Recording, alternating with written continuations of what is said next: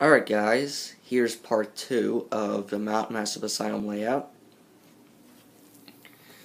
And yeah, you can see it is much larger than the first floor. You can see pretty much every section of the asylum from here. And as I mentioned in the last part, that's because it's kind of up on a hill, it's raised, so that's why. Mostly the whistleblower bits. And yeah, so let's start with the second floor of the administration block. Through 8 to 15 is where Miles enters the asylum from. Crawls through one of the windows. And every time you see an arrow, that's supposed to represent kind of a look down, it's like the second floor of an area, so you can overlook the lobby. There's windows. And you actually get thrown through one of those windows by Chris Walker. So yeah, you can see the second floor of the movie theater, which is actually kind of a split level thing. The movie theater is kind of split between the first and second floor. So that's why those stairs back there only go down half a floor, not an entire floor. And I think that's pretty much it. And you can also notice that there's 3 large rooms up on the second floor instead of 4 large rooms. That's because there's a hallway that goes to the prison block. So on the left we have the same long hallway. It only goes up 2 stories. It's 2 stories tall, but the wards and administration block actually is 3. And yes, the second floor is what I did. If you saw my old map of Mount Massive Asylum showing that I uploaded back in April showing all the sections, this is what I did it of. The second floor. So here's the male ward, which is on the this is the second floor. We still have the staircase, it's an elevator, but up here is the patient accommodation. So you have 4 large rooms in the center, and then you have these corner rooms. And every time you see an A, that's supposed to represent, patient rooms that kind of be key or legend. And the larger rooms have their own bathrooms, and back here there's a locker/shower room for the patients. On the first floor there's a locker room for employees. So, and there's also some offices in the center. Those 2 rooms right there, or actually one of them up there. Yep. And I think that's pretty much it. Some things that go on here is, in front of the elevator, that's where, in Whistleblower, you see Traeger's corpse. As you play as Waylon and you go and you see those guys standing over him. That's where that happens. And that's where Traeger is killed, on the second floor of the male ward. And keep going up. Well, I guess really just further up. There's some hallways, where this hallway over here leads to the prison block. But if you go left, it leads to the first floor of the vocational block.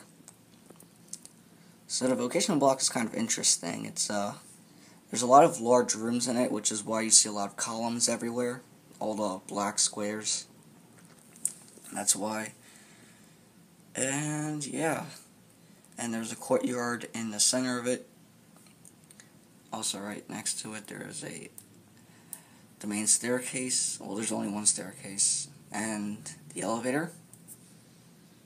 There's also a kitchen and gymnasium down here. And the gymnasium is 2 stories tall. And it is that area where you see all the dead bodies hanging from the ceiling. And that's where you find the key. You need to find a key to access that door to get to the male ward. And there's a vocational block entry. And this front bit right here, this is actually the front of the vocational block. You don't get to see this. The only way you really get to see this is if you do a glitch right before you jump out of the window. You kind of like fall through and you can access this entire front section, this whole half of the vocational block. So that's kind of interesting, and I would like to thank Creepy Guy for doing that. It's a YouTube channel. He does a lot of Outlast stuff, and he also did a small series where he checked out some secret areas in Outlast, and I have to thank him for doing that because many of the areas that you see on this are from him. You know, he can't, as you know, you can't go into every single room in the asylum. Some of them are locked or barricaded. So yeah, that was a big help. Here's the drying ground, which I'm looking at right now. Here's the tool shed, which is one of the first areas you can go into when you start the chapter. And let's see, yep, there's a bunch of staircases that go down. You can check that out in the first part. They go down to the switch area because the drying ground is one of the areas that runs the electricity in the asylum. So that's why. And yeah, there's this long hallway area which I don't really know the purpose. So it's just there. You know, I just do what I see, and yeah, you can see the lower area, lower part of this. It's kind of a basement area on the first part. This does extend down too. It's the same exact thing. And you exit through here, and there's the water area, which you can see the basin of it in the first part. There's a ladder leading down. Over here's the water tower, which is that tower that you climb in Outlast Whistleblower. You go to the top of it, and you jump, and which is actually right here. You jump to the roof of the vocational block, and you fall through. Here's a secret building, which you can see in my secret place in Outlast video, or something along that. It is like the vocational block. It has the same shape, but I don't really know what its purpose is. So, that's up to Red Barrels to decide. And yes, next up we have the prison block, which the prison block is actually the largest section of the asylum. But what's interesting, it doesn't have an elevator or central staircase, like main staircase, like the male ward and female ward. So that's kind of interesting.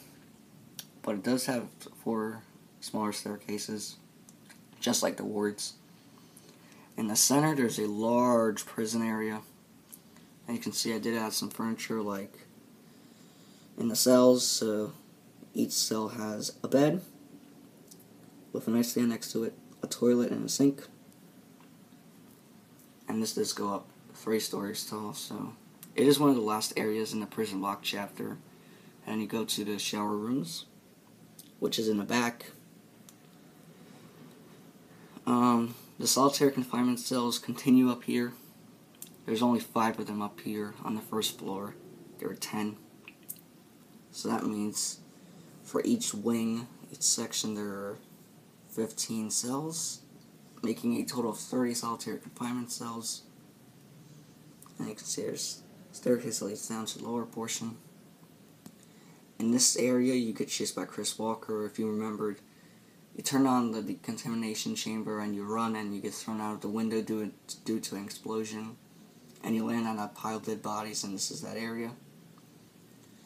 And right here, that cell right there is the one that you wake up in after you try to open the doors in the administration block, and Father Martin injects you, and you pass out and you wake up here. So yeah, that's pretty much it for the prison block. There's an entrance, but that's not the main entrance. The main entrance of the prison block is actually up on the 3rd floor, so you'll see that. Let's take a look at the courtyard, since up here there's not a lot. So this is the upper portion of it. You can see a lower portion on the 1st floor. Sorry, here's really nothing. You get to see the roofs. And those are the correct roofs of the tool sheds that are on the 1st floor, so that's kind of interesting. So this is the upper portion. This area right here is patrolled by Chris Walker. After you jump through that little hole in the fence and you land here, and Chris Walker's around. There's a pond with a little bridge. And that's another lower area where Chris Walker appears once again, actually through this door. I think you have to crawl through that little opening, which will lead you to the female ward. Speaking of that, On the right side of the administration block, you have the same hallway. And here's a female ward, which is again the same as the male ward. You have all the patient accommodations, same locker room. The only difference really is that there's this larger room instead of two smaller rooms, which would be actually in that area. But it's on the opposite side, and there's a laundry chute, and this laundry chute extends up 3 floors. You can see in Outlast, up here you have to find a key to get to the 3rd floor, and the key is in the laundry chute, and you have to find 3 fuses that are in these 3 rooms right here. So yeah, that's pretty much it. And these little squares here, those are columns, because they are pretty large rooms. Let's see. Oh yes, the recreation area. This is a prison yard. Well, this half at least. This is an Outlast Whistleblower. In this large area, you saw a guy playing basketball. And this is also where you encounter the twins in Outlast Whistleblower. There's a staircase that leads down to a lower portion of the recreation area, which is just a little bit of trees and pretty much all that.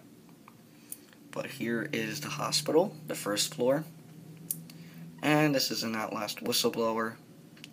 This is the 2nd chapter of Outlast Whistleblower, but technically it's the 1st where, you know, you get to experience all the patients and chaos and everything.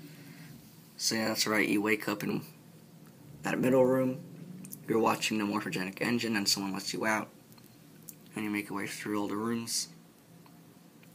There's a security room, which is where you open the contamination chamber, and that little rectangle of the little triangles is supposed to represent a decontamination chamber. There's also 2 on the right there in the prison block. And here's the main entry of the hospital, which you can find a document in that room. And there is an elevator, actually. I don't think any of you know this, but there is an elevator in the hospital. You can't really see it because it's covered up by plastic. As you know, in the hospital, a lot of the hallways and rooms are covered in plastic, so that's why you don't see it. But it is there. After you get out of the first decontamination chamber, you know, after you open it up and the wall rider chases you, turn to your left. After you see those scientists run through, after they say something like, he's coming or something, and you can see the elevator. And there are 2 staircases, one right in the entryway and one a little bit ways off. And there's also an outdoor staircase too. That's the one you use to get out of the hospital eventually. So yeah, and the kitchen is where you first meet the cannibal, Frank Manera. And you have to find a key to open the door leading to the crematorium. And the crematorium is a pretty large area. Those are the furnaces, or where you get burnt bodies. Here's the morgue, which is actually one of the rooms here. There's a 2nd morgue in Outlast, and that's in the basement of the male ward. You'll get to see that. And there's just some storage closets, and that's all. There's also a locker room, which is for the employees. It's not really significant because you only just pass by and nothing really happens in this room. It's right after you meet the cannibal for the first time. And yeah, I think that's pretty much for the hospital area. And I think that's pretty much it for the entire 2nd floor. Yeah, it does take a while, yeah. And the 3rd floor is also pretty much the same like this, so. And yeah, guys, I hope you enjoyed the tour. Now you can probably see why this took me so long, or at least as long as it did. Because there is a lot of detail here. And it does take a while, so. Yeah, guys, I want to thank you for watching this video. And I'll see you in part 3. Bye for now.